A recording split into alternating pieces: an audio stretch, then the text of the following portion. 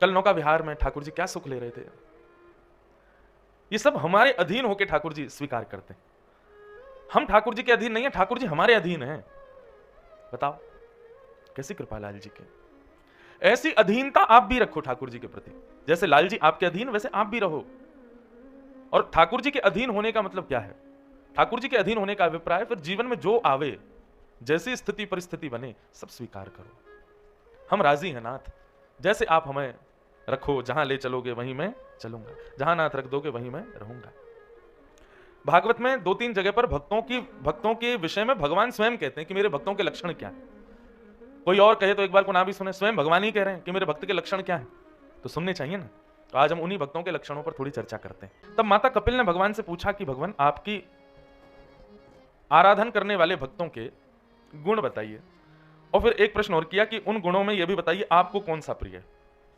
तो भगवान ने 4 प्रकार के भक्त बताए हैं। यहां पर ठाकुर जी कहते हैं, बहुत सुंदर बात, बहुत ध्यान से सुनना।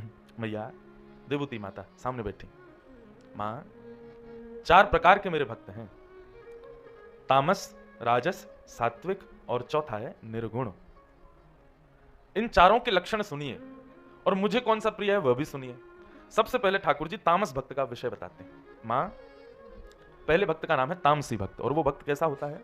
मां, जो मेरे पास केवल और केवल दंभ से आता है। दंभ समझते हैं किसको कहते हैं? दिखावा, पाखंड। पाखंड को कहते हैं दंभ।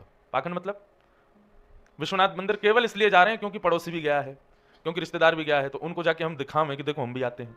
केवल इस भावना से मेरा दर्शन करने आया कि 4 लोगों को पता चले कि मैं भी भक्त हूं, मैं भी मंदिर जाता हूं। दंभ भाव से आता है, 4 लोगों को केवल बताने के लिए और पूरे विश्व को दिखाने के लिए जाता है कि देखो मैं मंदिर जा रहा हूं। दंभ। और दूसरी बात, बोले मैया वो जब मुझे प्रणाम करता है ना, तो प्रणाम करके केवल और केवल दूसरे की शिकायत मुझसे करता है। ठाकुर जी उस पर तो बड़ी कृपा कर रखी है आपने, हैं? उसका तो सब काम बड़े बढ़िया चल रहे हैं, उसका तो ऐसा, उसका तो ये, इसका तो ये। ऐसी स्थिति जिसकी है मैया, जो केवल दूसरे की शिकायतें लेकर के और दंभ के पाखंड के भाव से मेरे पास आता है, इसको मैं तामसी भक्त कहता हूं। मां, जो मेरे पास केवल और केवल दंभ से आता है। दंभ समझते हैं किसको कहते हैं? दिखावा, पाखंड। पाखंड को कहते हैं दंभ। पाखंड मतलब जो केवल और केवल अपनी यश कीर्ति और केवल अपने अभिमान में मेरे सामने आता है। मां, और जो दूसरे की हिंसा की भावना से आता है। नाथ मुझ पर कृपा भले ही मत करो, लेकिन उस पर भी मत करो। आप उस पर क्यों कर रहे हो? मुझ पर नहीं कर रहे, कोई बात नहीं, उस पर क्यों कर रहे हो? फिर ऐसी भावना जो मेरे सामने रखता है मैया, वो भक्त तो है बेचारा, लेकिन तामसी है, मुझको बिल्कुल प्रिय नहीं है। रावण जब जाता था तो वो उसकी भावना ये नहीं होती मैं महादेव को देखूं, उसको ये होता सबको पता चले कि मैं आया हूं। इसीलिए वो ऐसी ऐसी ध्वनि निकालता था श्लोकों की। एक श्लोक हमने गाया, बड़ा प्रसिद्ध हुआ महादेव का, रावण रचित श्लोक था। रावण ऐसे श्लोक गाता था कि सामने खड़े लाइन वाले लोग भी उसको प्रणाम करने लग जाएं, पृथ्वी डामाडोल हो जाए, आकाश के बादल गर्जना करने लग जाएं। पार्वती जी आती, महादेव जल्दी चलो, महादेव ध्यान में बैठो। क्या हो गया? बोले कि बर्फीले पहाड़ गिर रहे हैं ऊपर से। बोले क्यों? बोले रावण आया है, श्लोक गा रहा है। शंकर जी कहते तुम मत आया करो, हम ही रोज आ जाया करेंगे लंका, वहीं दर्शन कर लिए, तुम यहां मत आया करो। गुरुदेव, ये तो बड़ी कृपा। महादेव ही जाते थे रोज रावण को दर्शन देने। काय बात का भक्त? ऐसी भक्ति किस काम की जहां तुम्हारे प्रियतम ही, तुम्हारे स्वामी ही कष्ट पा रहे हो? नहीं मैया, ये तामसी भक्त का लक्षण है, जो मेरे सामने आकर के भी अपने अहम भाव का त्याग नहीं करता, अपने अहम में रहता है कि मैं कुछ हूं। ये स्थिति तब भी उसके मन में रहती है। ऐसा व्यक्ति तामसी है और वो मुझे प्रिय नहीं। ठाकुर जी के सामने कई लोग आते हैं मेरे से मिलने, अब मैं तो एक साधारण बालक हूं, वो मुझसे मिलने आते तो हम तो बहुत सोच के आए थे क्या बोलेंगे, भूल गए। ठाकुर जी के सामने जाके भूल जाओ। पार्वती जी आती, महादेव जल्दी चलो, महादेव ध्यान में बैठो। क्या हो गया? बोले कि बर्फी। ठाकुर जी के सामने जाकर के तो यह भी भूल जाओ कि हम कौन है, इतनी भी स्मृति आपको ना रहे। दूसरा ठाकुर जी बताते हैं राजस भक्त। ये राजस भक्त का लक्षण कैसा होता है?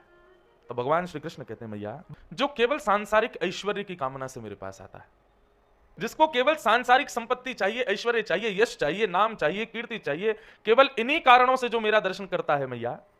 और दूसरा लक्षण इसका बताया, जो केवल मेरी अर्चा विग्रह में निष्ठा रखता है, और उसके अलावा ना मेरे वैष्णवों में निष्ठा, ना संतों में निष्ठा, ना ब्रजवासियों में निष्ठा, किसी में निष्ठा नहीं, केवल मेरे विग्रह में निष्ठा रखता है। कई लोगों को मंदिर में देखा, विग्रह की तो खूब पूजा करेंगे, बाहर आके पंडित जी को गाली दे रहे हैं, बाहर आके ब्रजवासियों को सुना रहे हैं, बाहर आकर के संत महापुरुषों को ही सुना रहे हैं। आपकी भक्ति कभी स्वीकार नहीं होगी।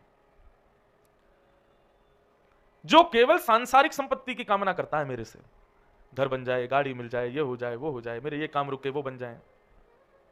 भैया एक बात मेरी बहुत ध्यान से सुनो, संसार में जितनी भी चीजें आप प्राप्त करना चाहते हो सब आपका कर्म प्रदान कर सकता है। हम ठाकुर जी को बीच में क्यों लाते हैं कि आप करवाओ? ठाकुर जी हमको दूसरी कामनाओं की पूर्ति के लिए मिले हैं। ठाकुर जी ये सांसारिक विषयों को देने के लिए नहीं है, वो हमारे कर्म पर है। लक्ष्मी पूजा करने से ही धन बढ़ेगा, तो बिल गेट्स ने कभी लक्ष्मी के दर्शन भी नहीं किए होंगे, पर आज सबसे ज्यादा लक्ष्मी पूरे विश्व में उसके पास है। अब तो कोई और हो गया है, कोई और आ गया है ऊपर। लेकिन देव देव आलसी पुकारा, सुंदरकांड में कहते हैं कि भाई देवताओं के भरोसे पड़े रहते हैं, वो महा आलसी हैं। कर्म की उपलब्धियों की प्राप्ति के लिए ठाकुर जी की आराधना कभी मत करो, वो आपके कर्म पर निर्भर होता है। ठाकुर जी की आराधना तो केवल उनकी प्राप्ति के लिए, उनकी कृपा की प्राप्ति के लिए, उनके दर्शन की प्राप्ति के लिए करो। जो नाम जप करते हैं, परिक्रमा करते हैं, एकादशी व्रत करते हैं और आदि आदि वैष्णव धर्मों का पालन करते हैं, पर उनके बदले चाहते सांसारिक वस्तु हैं, तो माफ कीजिए, आपके द्वारा किए गए वैष्णव धर्म वो उच्च श्रेणी, श्रेष्ठ श्रेणी के नहीं माने जाएंगे। लेकिन ठाकुर जी कहते हैं जो केवल मेरी मूर्ति से मतलब रखता है और किसी भाव से कोई उसको मतलब नहीं है, ऐसे को मैं राजस भक्त कहता हूं, ये भी मुझे प्रिय नहीं। और उसके बाद आता है सात्विक भक्त, तीसरा भक्त। तो पहला तामसी, राजस, सात्विक। सात्विक भक्त का लक्षण क्या है? भगवान कह रहे हैं जो प्रत्येक क्रिया कर्म करने के बाद में श्रेय मुझको देता है। कोई उपलब्धि उसने प्राप्त की, संसार के लोग तो आके उसको बधाइयां दे रहे थे, भैया तुमने इतनी बड़ी उपलब्धि प्राप्त की, परंतु वो नेत्र बंद करके मेरा स्मरण करे, बोले ठाकुर जी सब आपकी कृपा है, हमने कुछ नहीं किया, सब नाथ की कृपा है, हमारे वश में कुछ भी नहीं है।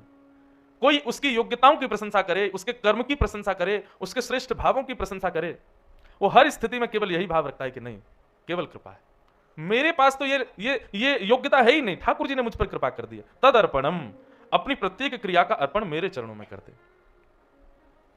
कोई भी काम बन गया, कोई क्रिया बन गई, कोई उससे श्रेष्ठ भाव हो गया, सबके पीछे केवल यही रखे, ठाकुर जी ने कराया है।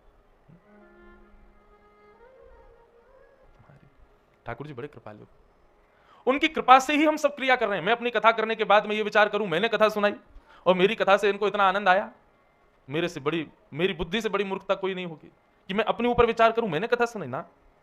ठाकुर जी ही हृदय में विराजमान होकर वाणी सब सुलंक शिष्ट भगवान बचाम से में, भागवत में लिखा कि वक्ता के मुख से ठाकुर जी ही बुलवाते।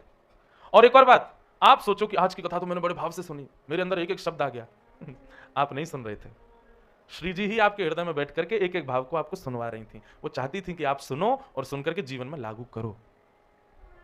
हमारा सुनना, सुनाना, चलना फिरना, हर कर्म के पीछे ठाकुर जी की कृपा है। ऐसा भाव जो रखता है मैया, वो सात्विक भक्त है।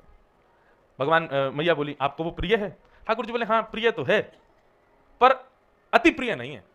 जैसे कई लोग हमको अच्छे लगते हैं, लेकिन कई लोग ऐसे होते हैं जिसको बगैर हम एक पल रह नहीं सकते, वो अति प्रिय कहलाता है। भगवान बोले अति प्रिय ये भी नहीं है, हाँ अच्छा लगता है, कभी कभी मिल जाए तो मुझे बहुत बढ़िया लगता है, सुख मिलता है, ऐसे व्यक्ति को देख के मुझे अच्छा लगता है, पर ऐसा नहीं है कि मंदिर में आए और मैं उसको हृदय से लगा लूं। वो तो चौथे प्रकार के भक्त हैं।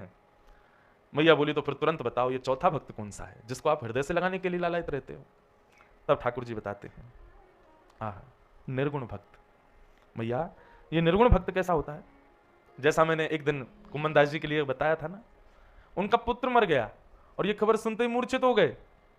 सबको लगा पुत्र विरह में मूर्छित हुए, लेकिन वो मूर्छित हुए किस लिए थे? गोसाई जी ने आके कान में बोले चिंता मत करो, सूतक में भी हम तुमको दर्शन करा देंगे। सोई जग गए, बोले जय हो, बड़ी कृपा। भगवान कहते हैं निर्गुण भक्त है, जिसको संसार के एक भी व्यवहार से कोई मतलब नहीं, जीवन में कुछ भी विपरीत अवस्था, कुछ भी विपरीत हो जाए, फिर भी उसके हृदय में कोई विचलितता ना आवे। उसकी सब चीज में प्रधानता एक ही होनी चाहिए कि श्याम सुंदर मुझे दिखें, बस वो जैसे भी हों, बस वो मेरे रहें। उनके बगैर मैं एक क्षण भी रह नहीं सकता। ऐसी विचारधारा जिसकी बन जाए, जैसा मैंने एक दिन कुम्मन दास जी के लिए बताया था ना, उनका पुत्र मर गया और ये खबर सुनते ही मूर्छित हो गए।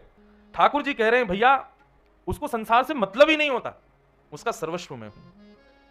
कृष्ण धन कृष्ण तन कृष्ण ही हमारो धन, आठों याम ऊधों में कृष्ण ही सो काम।